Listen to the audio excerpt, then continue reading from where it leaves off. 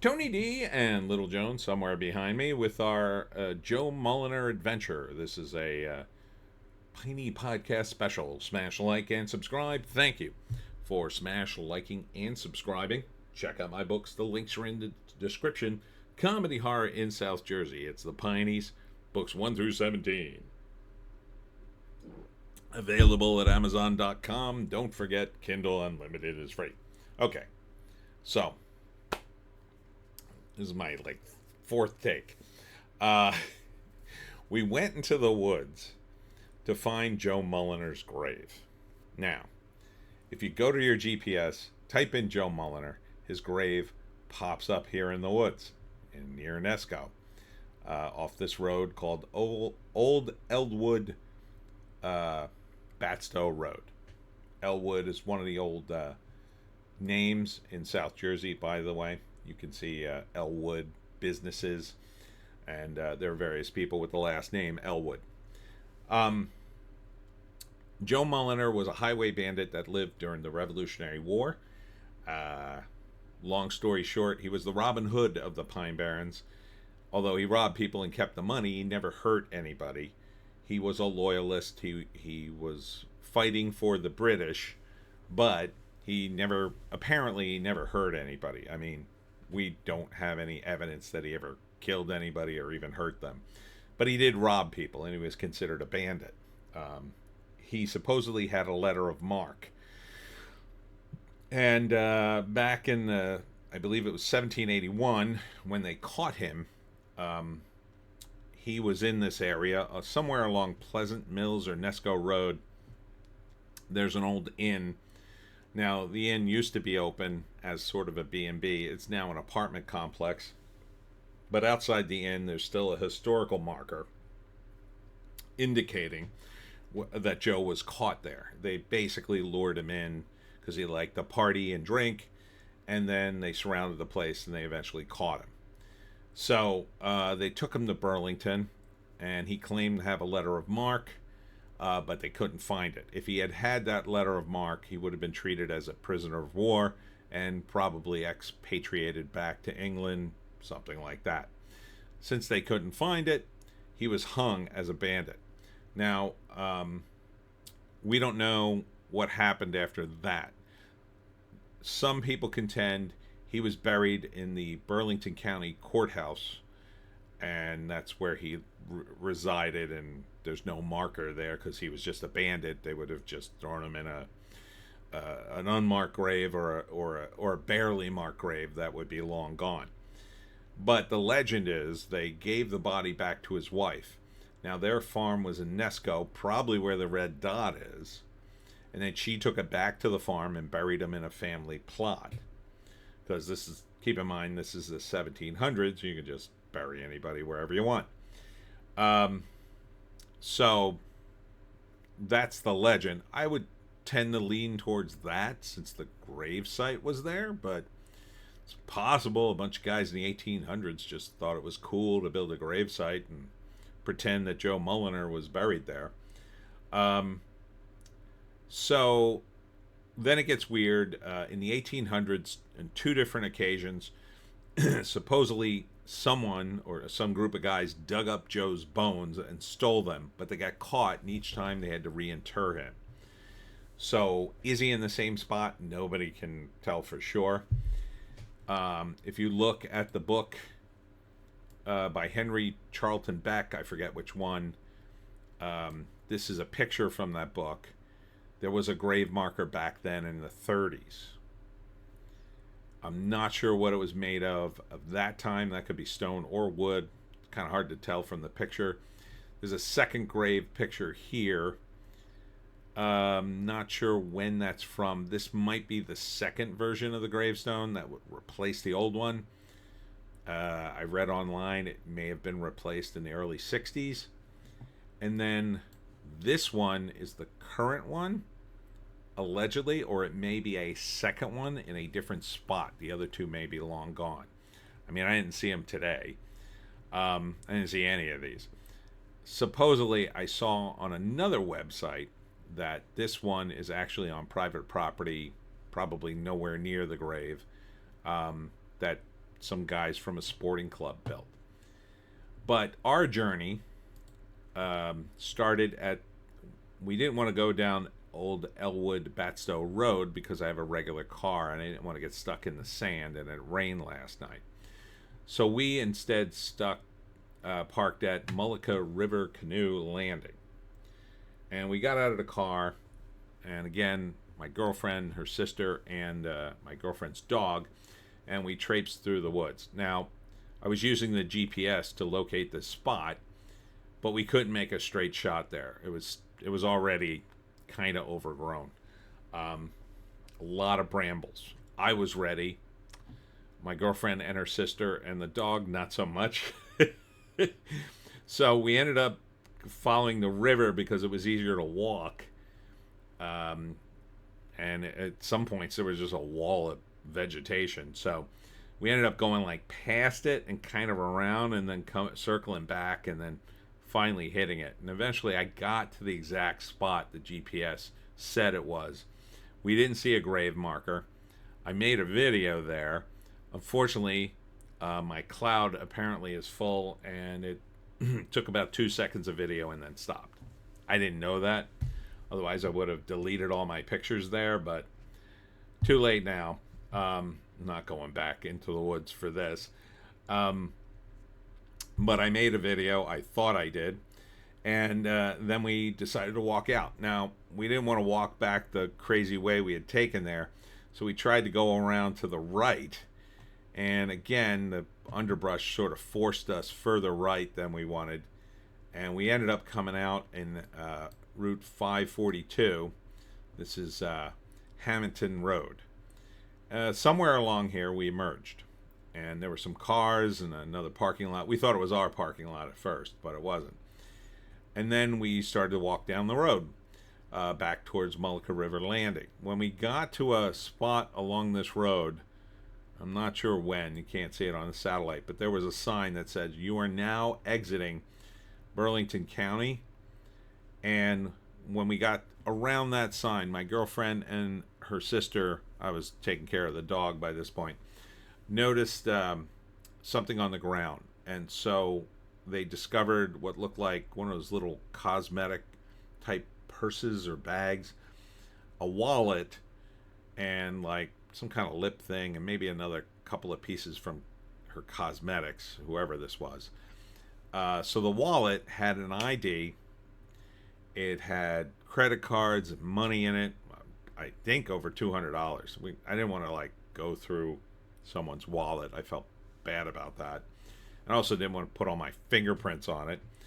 But my girlfriend had picked it up and started flipping through it. And we were trying to figure out what the hell, man, whose wallet is this? So the ID was very clear. It's an ID for someone, and I don't want to say the name because it may have been she just lost her wallet along a road in the middle of nowhere somehow. I don't know. Maybe she was canoeing today and dropped it as she walked there. And, because we kind of concluded it was probably there pretty recently because it had rained last night, and I don't think any of it was wet. Although my girlfriend's sister said there was some water in the bag, so I don't remember. I didn't pick it up. They did. And then this time I used like I don't know what it was. It was some sort of tissue or piece of paper to carry the purse and the wallet, and it was like a lip balm or something. And we decided to take it to the cops. And so we started walking along the road. We got back to the canoe landing, but before we left and went to the cops, I said, let's go over to the Batstow Pleasant Mills United Methodist Cemetery, because my girlfriend noticed online there was some reference to they may have moved Joe Mulliner, and I thought, well, that's the closest cemetery. Maybe they just moved him over there. So we went over there. There was a car parked outside the church, but nobody answered the door when I knocked. So we left and got back in the car, and I asked the GPS for the nearest police station. The nearest one would have been the state troopers, but I kind of didn't want to go to them only because felt like too small of a thing to bother state troopers with. I thought I wanted to go to some of the local guys, figured they would have some ideas. So I asked the GPS for the closest local police station, and they said Egg Harbor City was only 7.3 miles away. Now, when we got there, the cop said, "Oh, no, no, no. There's one in near Mullica." I'm not sure where they meant, or maybe they didn't, they weren't there, so maybe they didn't realize where we were. I tried to describe it, but we told them, here's the wallet and the purse and the lip thing or whatever. And, and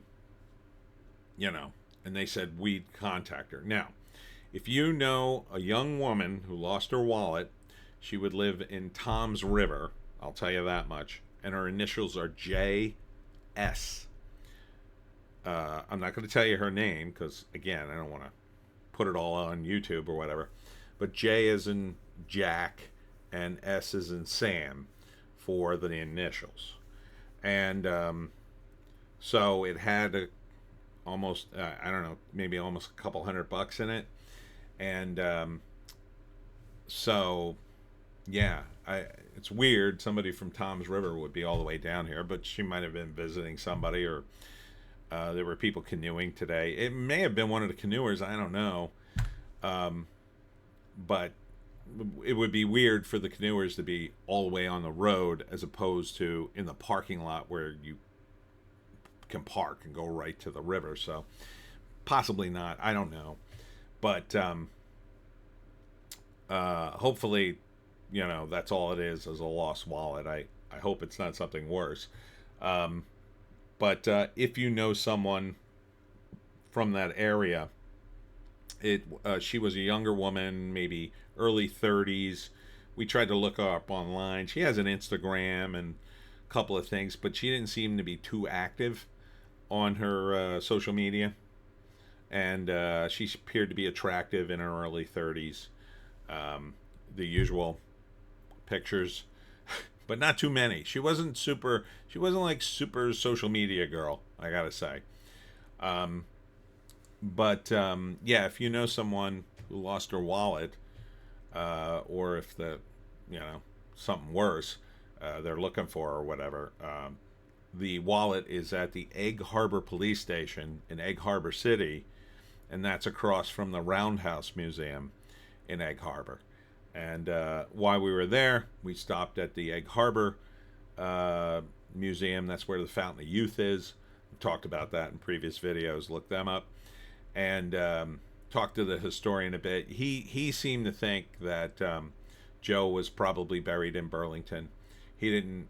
We talked about Sybil Shaler, who's another famous person buried in the area, and her grave site, and how her original grave marker's probably long gone, and that the one that exists now was probably put there by locals much later.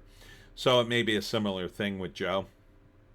On Weird New Jersey, they made some sort of mention about a sporting club that put up their own marker, maybe just sort of honor Joe and a local legend kind of thing. Wandering Stu said it was his. He has a blog, and he took this picture. He said, I think he took this picture. It looks very similar to the ones on his blog, but he said it was positioned kind of between two houses locally, two residential houses. Weird New Jersey said it was on a little hill covered in pine needles. We drove down Weekstown Road and didn't see it, but it was getting dark. I might go back again. Maybe I emailed Wandering Stu, see if he could tell me exactly where the gravesite is. But yeah, if I go back into the woods, it ain't gonna be in the warm weather. I'm telling you right now. I am paranoid as hell. I got a tick on me somewhere and I didn't catch it. But I covered up good. So if you go out into the pines, especially this time of year, for God's sakes, cover up. Cover the F up. And then when you get home, I'm washing my clothes right now. And, you got to be careful out there. So that's about it, Pineys. That was my adventure. We have no idea about the wallet. We have no idea where the stone is. But we had a nice dinner at One More Bar and Grill. That was nice. We initially wanted to go to the Piccadilly, but we had the dog with us, and the patio was closed for a party. So then we tried to go to Kingfish Barbecue. That's not open for the season yet. It's open next week. The owner said maybe. And then we ended up at One More Bar and Grill. Another great choice. I finally got gator nuggets. They're not for me. They weren't bad. They didn't have a lot of taste to them. I thought they'd have some kind of distinctive taste. They just kind of taste like fried food, you know. Didn't really taste like chicken. The closest thing I would say, they're kind of like fish bites, you know. So really, all I could taste was the breading and the mustard. But One More Bar and Grill has great food. We had wings and had cheesesteak. I had a salad, and it was good. Good food. Good food. Good times. At One More Bar and Grill all the time, and yeah. So it was a fun little adventure out in the pines. So if you decide to go, and you find the gravesite, give me a shout. I'm gonna keep looking. Maybe one day. Thanks for tuning in. We'll see you tomorrow.